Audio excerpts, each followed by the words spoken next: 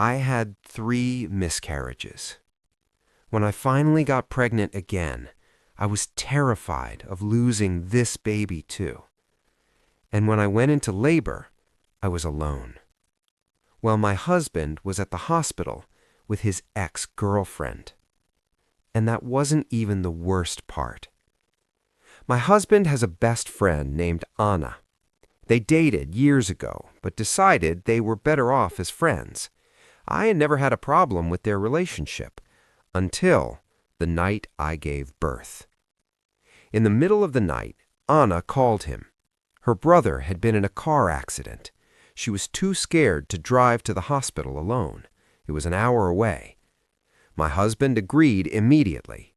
He told me quickly while I was half asleep and rushed out the door. A few hours later, my contractions started. Real ones, close together, painful. I called him. No answer. I called again and again. Nothing. So I called my dad. He drove me to the local hospital. It was only 12 minutes away. I was shaking, not just from the pain, but from fear. After 3 miscarriages, this baby meant everything, and my husband had promised me that no matter what, he would be there. While I was in labor, my dad kept trying to reach him. When my dad finally got through, I was already giving birth. My dad told him, "No matter how fast you drive now, you're going to miss it." And apparently, my husband took that as, well, I've already screwed up, so it doesn't matter when I get there. When he finally showed up, our daughter was 5 hours old. I had already been moved to the maternity ward. When he walked into the room, I started shaking. I was exhausted, overwhelmed, emotionally wrecked. I refused to let him hold her. I didn't ban him forever. I just couldn't let him near us in that moment. I held her up so he could see her from across the room, and I told him to leave. I told him he could see her once we were discharged and staying at my dad's house, and I told him I was probably going to divorce him. He cried. He apologized. He said Anna needed him. He said her brother had serious injuries. But here's what mattered to me. Anna's parents were there. Her brother wasn't dying. His injuries were mostly to his legs and arm. He had a concussion, but regained consciousness soon. My husband wasn't there saving a life. He was there for emotional support. Meanwhile, I was in labor, alone, after miscarriages. Later that day, Anna called me. She said I was cruel, controlling, that I'd never met someone so heartless for not letting a father see his child. But I kept thinking, my daughter came second the day she was born, and she hadn't even done anything wrong. The next day, once we were discharged, he saw her. He held her. He played with her. He spends time with her now.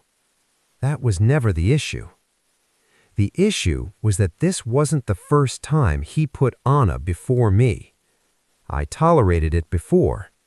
This time, I couldn't. And then something started bothering me. After he found out I was in labor, Anna's brother was already stable. He could have come back. He would have made it in time. Instead, he stayed, making sure Anna was okay, feeding her, waiting for her brother to wake up.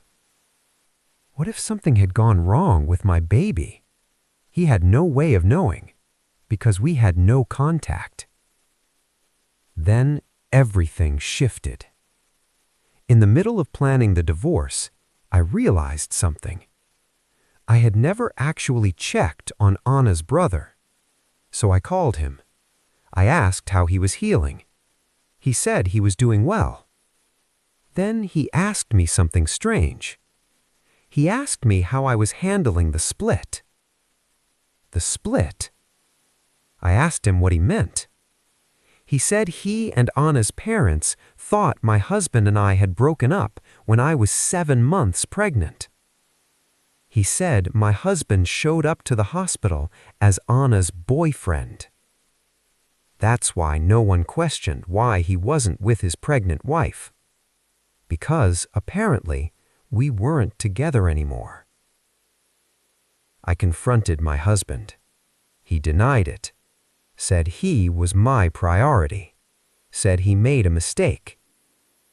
But Anna's brother's procedures were done well before the afternoon. So what were they doing for all those hours? I don't even want to know. That's when I realized this wasn't just about missing the birth. It wasn't just about bad timing. It was about deception. So yes, we are divorcing. My brother is helping me find a lawyer.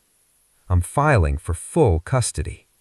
He can be a fun dad if he wants, but I won't raise my daughter around lies. She's 2 months old now, healthy, perfect, and she deserves better. Maybe I was wrong for not letting him hold her immediately. Maybe I let my emotions control that moment. But I was a woman who had just given birth alone, after everything I had lost before, after being promised I wouldn't have to do it alone again. And he chose someone else. So tell me, was I cruel, or was I finally done accepting second place?